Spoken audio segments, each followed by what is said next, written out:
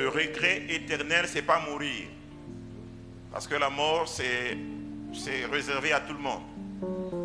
Mais le regret éternel, c'est de mourir sans pourtant saisir l'opportunité de servir, de s'occuper spécialement des affaires de notre papa. Et je tiens à vous encourager en ce matin de s'y mettre, de vous donner corps, âme et esprit, parce qu'il y a quelque chose dedans. Alléluia.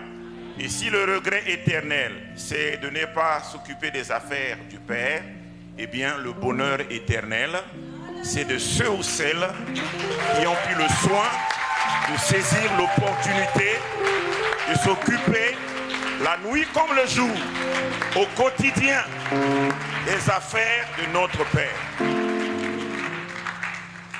Matthieu chapitre 6, verset 33 dit: recherchez premièrement le royaume des cieux et sa justice, et le reste des choses vous serez donné par-dessus tout.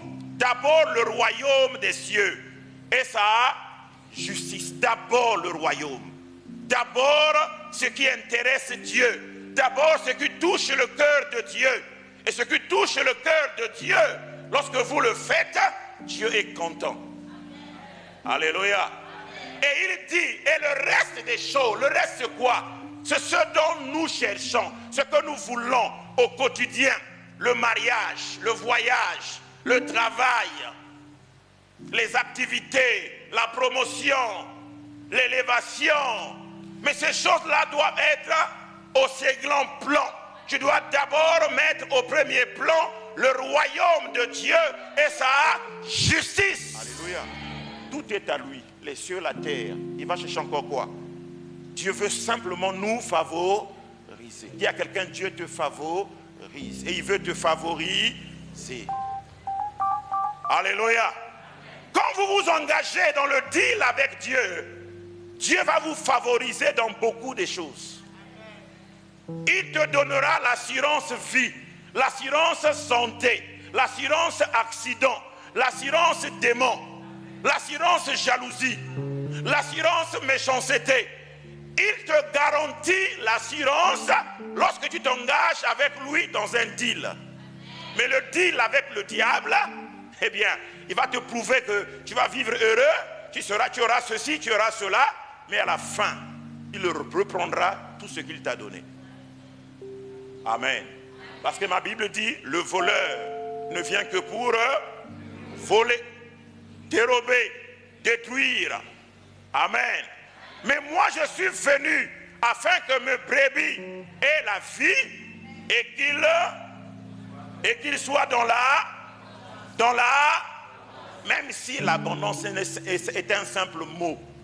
Mes frères, tiens bon, sois ferme et inébranlable. L'abondance va finir par devenir une réalité. Alléluia. Au départ, tu ne verras pas grand-chose.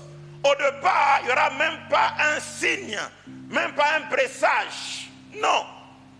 Mais demeure ferme dans ce pourquoi Dieu t'a appelé.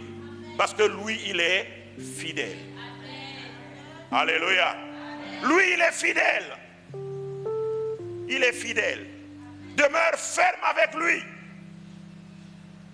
Dans le deal avec Dieu.